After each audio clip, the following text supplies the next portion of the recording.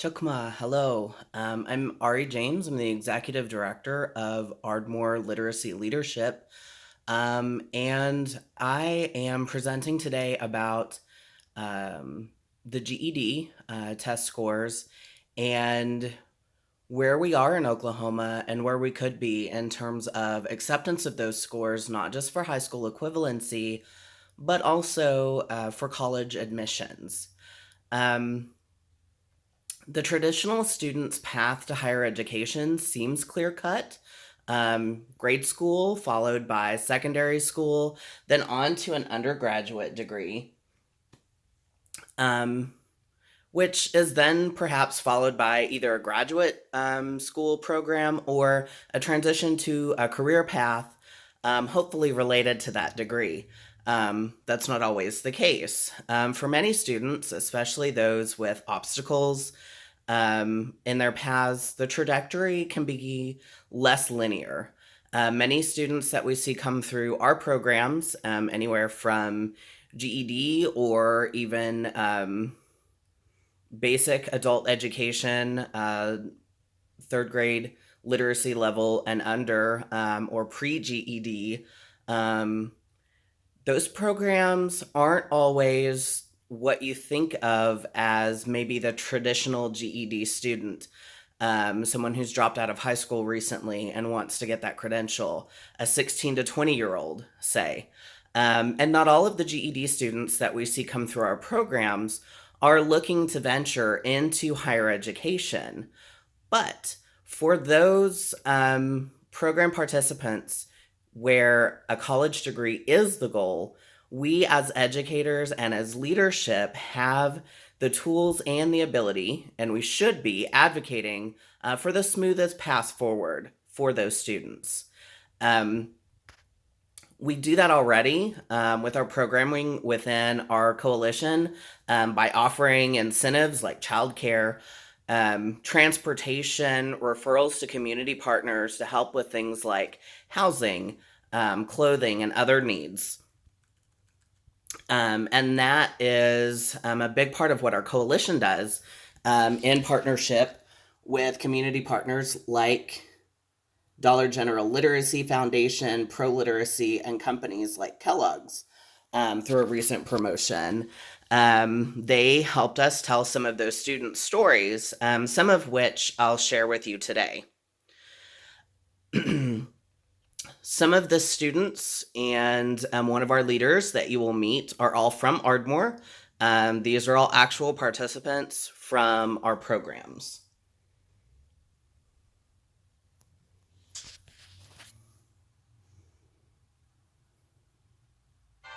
This is just crazy. I never thought in a million years I'd be on a cereal box.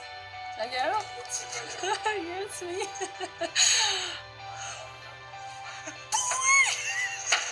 Okay, stop. Okay, I'm quit. Oh my God. In partnership with brands like Kellogg's, Dollar General Literacy Foundation supports programs that helps adults and their families rise up to shine. To me, literacy means everything. I don't think you can get anywhere without it. Literacy means self-confidence and opportunity. So our program works with adults who did not complete high school, who need their high school equivalency diploma. Everything what I know right now is because of class. I got my driver's license, my citizenship, and I feel great. I maybe made very good memories and a lot of good friends. Made friends. So as I said, these are all participants, and you saw Leslie Coots, our program executive director for the Ardmore Family Literacy Program, which is one of ALL's member organizations. So currently, these students and other Oklahomans who are going through the process of obtaining the GED, for whatever reason they are on that path, they currently have two ends when it comes to college entrance exams. They can do what most of us think of high school students or traditional students entering college and take the ACT or SAT tests and use those scores. Required scores for the ACT do differ by program and by school, usually anywhere from 15 to 25, depending on the program and the university or community college.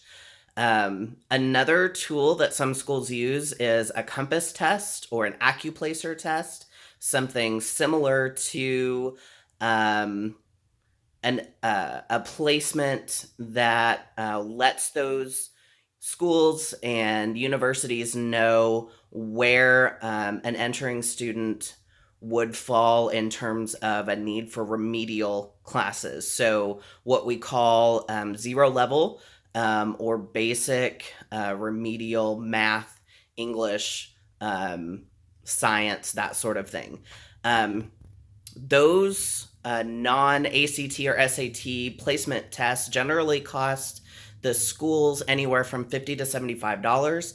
They have to have someone trained to administer those tests for them to be used, and they also have to find time for students. A lot of that is one-on-one or on a walk-in basis, and that's not always the best way to be prepared either academically or just emotionally and mentally to take a test. So while those ACT and SAT scores show how high an academic level can be, the placement scores really look more at whether or not there's a need for a remedial placement. So there's a big difference there. So most 2 and 4 year schools in the state of Oklahoma and indeed across the country do accept a GED or a high set or other high school equivalency certificates as proof of completion for high school education requirements. None have publicly, as of now, announced a move that others around the nation have already begun to make, adding those GED and high set scores above an acceptable mark or range as admission worthy. So the GED test specifically offers ranges on there about the test information. And so that shows the range available as 100 to 200 as far as points on the test. And anything between 165 and 145 or above is considered passing or a high school equivalent level. 165 to 174 is considered college ready, with anything 175 and above or 175 to 200. Some offer actual college credit at that level. The National GED Testing Service says that over 60% of recent certificate holders for GED and high school equivalency are already enrolled in colleges, and nearly all employers and institutions accept the GED for its intended purpose as a high school equivalency. But as high school graduation rates across the state continue to fluctuate, so do numbers in these alternative placement and GED and other high school equivalency programs. Some numbers from across the state. This was taken from Department of Education data from 2014.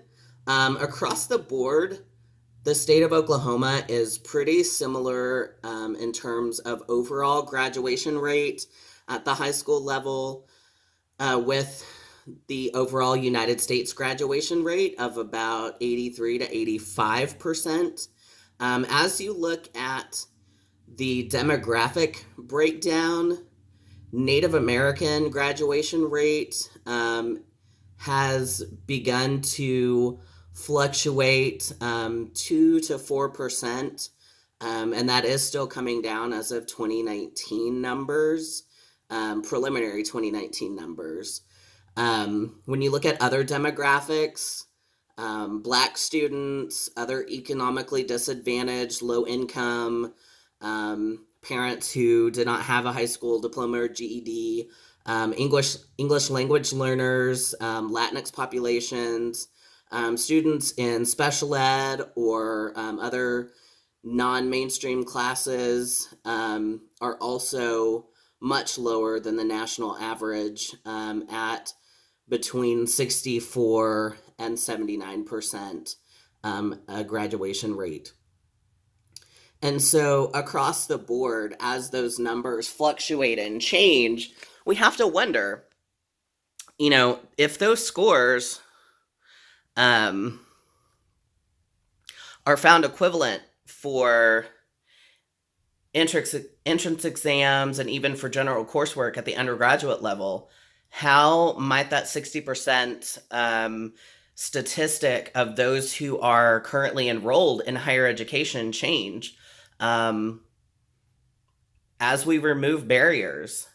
We have shown through other programs, when we add things like childcare and other benefits, time saving, cost saving to our students, offering online programs and things of that nature, our success rates go up.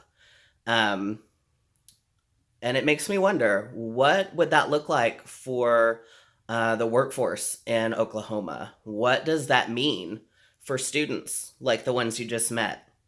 The Leslies, the Kaylas, the Hopes, the Melodies, or the new Americans like Jana. And I think that's going to be a huge change as schools and the state begin to adopt what others are already seeing, that those GED test scores are adequate to determine how well a new enrollee, a new student is going to do in their academic career.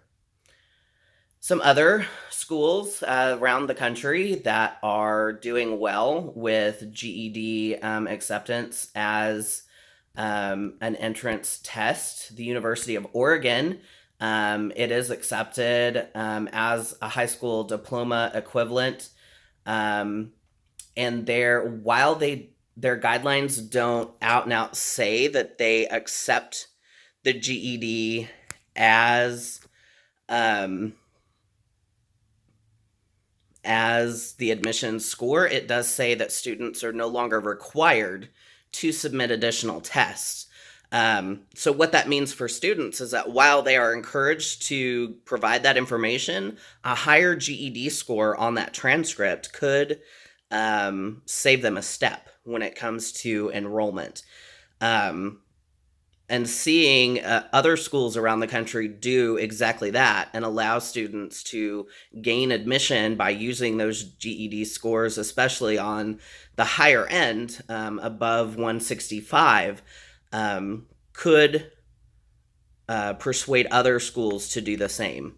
In other college systems, the GED or other equivalency tests are only accepted in lieu of a high school diploma and nothing else. One example of that would be the State University of New York system. Their policies state that GED holders are considered the same as high school graduates for admissions purposes, which is generally the consensus across the nation. But it does not allow those students to use that score for the purposes of admissions. They do also have to submit an ACT or a placement exam score. To many people, GED certificate holders aren't so numerous that these policies are needed at this time. But according to even older statistics, that credential is granted to nearly 500,000 adults per year, which makes up about 15% of all high school diplomas and equivalents awarded every year. Maria Rose of Fairmont State College reported that 8 in 10 of those GED recipients plan to pursue post-secondary education. That's not really a surprise, considering that in the 1950s, the GED test was validated for college admissions, specifically for veterans. Other research, including Rose's, has showed that while there are some outliers, students who required remedial courses and other supports, or who took longer to complete a program due to academic or personal concerns, About 2 in 3 of the students who started out as GED holders did complete their college program satisfactorily, at least at the undergrad level.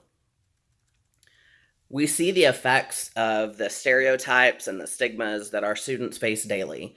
When our students are unsure of themselves because they dropped out or because they didn't pass a module in class or on the official test. We also see the complete joy when they do pass or when they've completed their programs and they attend our yearly graduation ceremonies.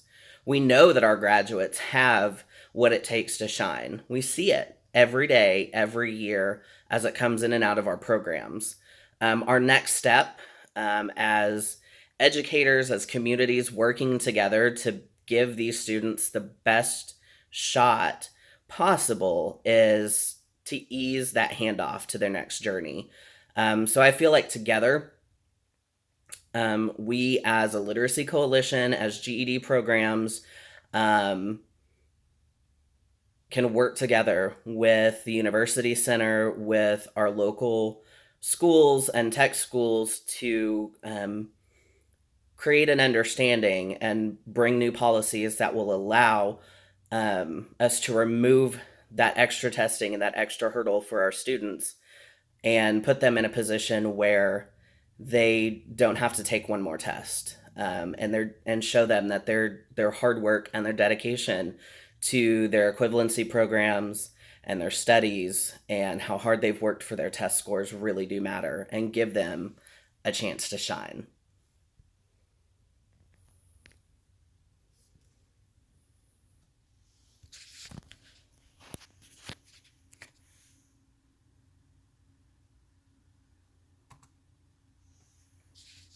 Dollar General Literacy Foundation helps our students rise up to shine by giving them the confidence they need to get up every day and improve their lives, to do better, to know that they can make a difference. My dream is to continue going to college and work with the kids at the program to help them in their lives. I would like to go back to school to be a nurse. Thanks to the Dollar General Literacy Foundation, I can see myself graduating from college. I'm proud of myself.